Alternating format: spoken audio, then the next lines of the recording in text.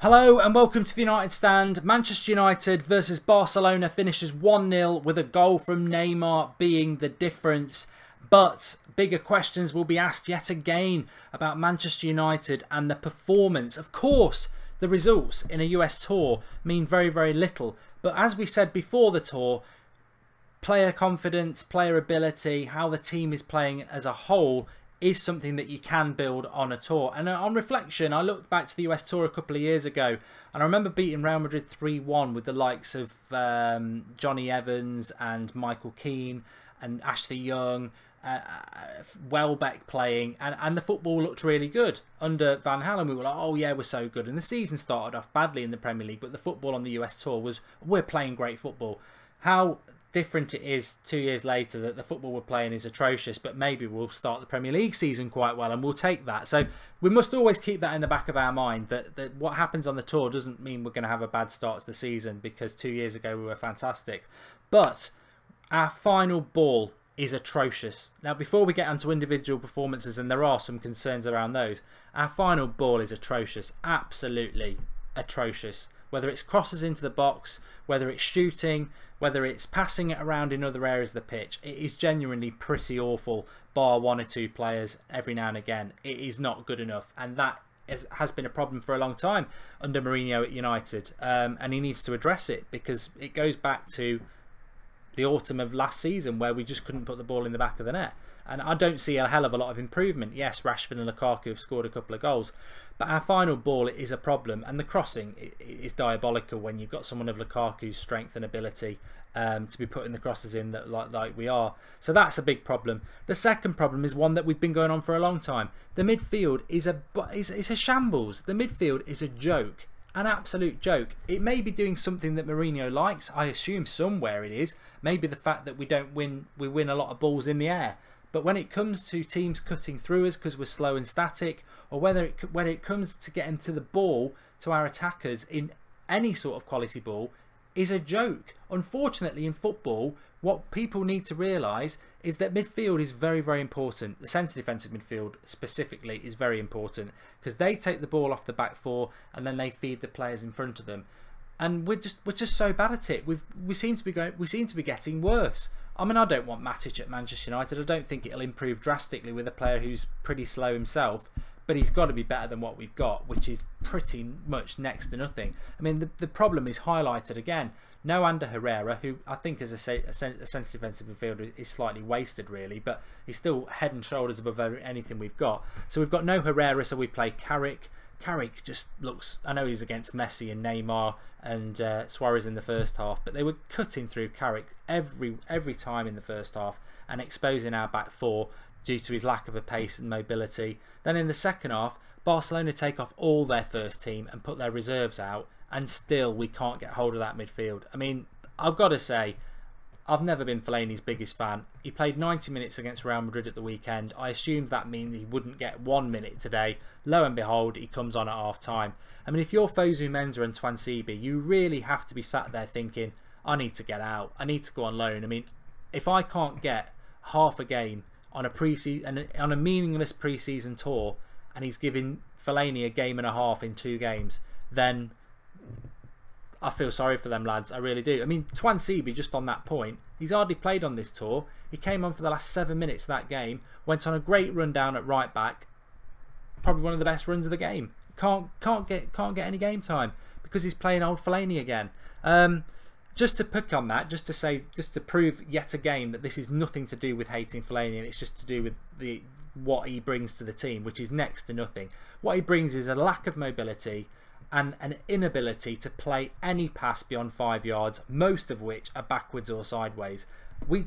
The second half was worse than the first half. In fact, in the first half at times we actually did, create chances. Most of them were long shots, but we were sort of, when we had the ball, looking a bit dangerous. Second half, Fellaini comes on and the ball from the back to the front just is non-existent. Pogba disappeared in the second half. He was man of the match by a long way in the first half. Pogba disappeared in the second half. Lukaku, Lingard, Martial, Mkhitaryan, Rashford, totally starved of any decent ball because it's just not coming through the midfield. And that is now second half against Man City, whole game against Real Madrid, and second half against Barcelona, where the midfield is just failed again, not getting the ball out quick enough. We're talking about this on the 8 o'clock show, how someone like Fellaini, you know, when he gets the ball, he's slow. He's always got to take a touch, and then the pass that he plays is slow and not very far. And if you're playing against something like that, it's so easy to get back into position. But we've got players who thrive on quick ball and space. Lukaku, he wants it into the feet, knock it out of his feet and run into space. Same with Rashford, definitely the same with Martial, same with Lingard.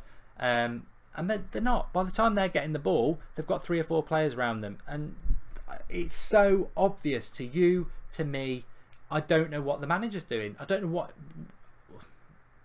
It's alright, you could defend him and say, well, he hasn't got anybody else. He could have played Fosu Mensah in there. He should have played Twansibi in there. There are other players who are mobile and actually decent on the ball. I mean, look at Twansibi. He played him in the end, towards the end of the season. He trusted him as a CDM away to Arsenal when Arsenal wanted to beat us, and away to Spurs when Spurs wanted to beat us, and he played Twansibi as a centre defensive midfielder.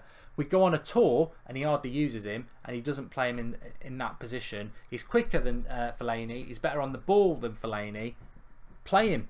I cannot offer anything more than that. My man of the match, Pogba, was fantastic in the first half. De Gea was good as well. The second half, I'm scratching. Bailly was good. Typically, Bailly was good. But it would have to be between one of those 3. But it's almost a game that doesn't deserve a man of the match, to be honest. And let's not forget, if you think Fellaini was bad in the second half, let's not forget that was Barcelona reserves and he was bad. Imagine what he would have been like in the first half against Barcelona's decent team. Positives, I thought Lindelof didn't do much wrong in the first half. I thought Smalling was fantastic in the first half.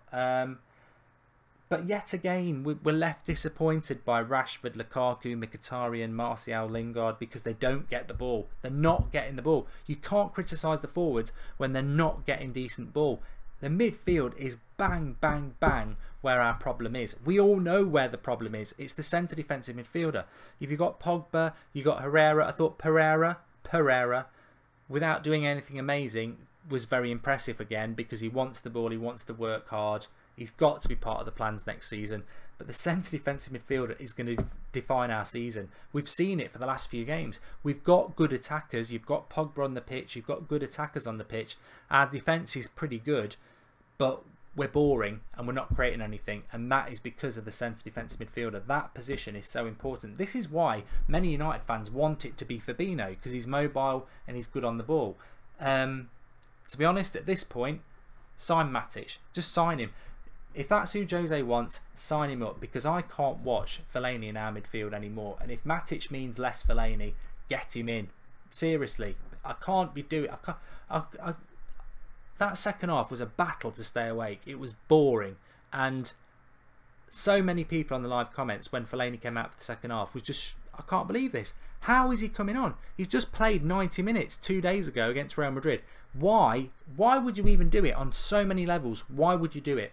Why would you bring him on for 45 minutes when he's just played 90 minutes? Why would you do that when you've got Twansibi, Fosu Mensah who could come and do it? Pereira could even do it. But no, let's bring Fellaini on. So you know he knows everything about Fellaini, and we really know everything about him. Don't understand why he did it. Muradi's on about the giveaway. I've already explained about the giveaway, that it would either have been in the second half if they emailed me, otherwise it's tomorrow night at 8 o'clock. So that was explained already. So spam in the comments about that is a bit useless.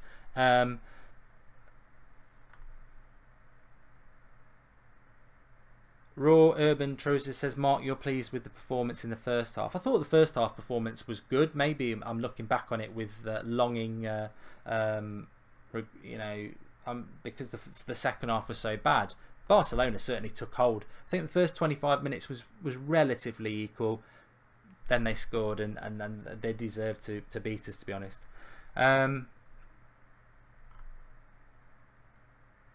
Andrew, I'd love to see Fosu Mensah given a chance as a CDM as well, but it's not going to happen. Melton Taff by I can't be doing with people coming on saying you just hate Fellaini. It's not even a comment. It's not even a comment. It's just a ridiculous comment.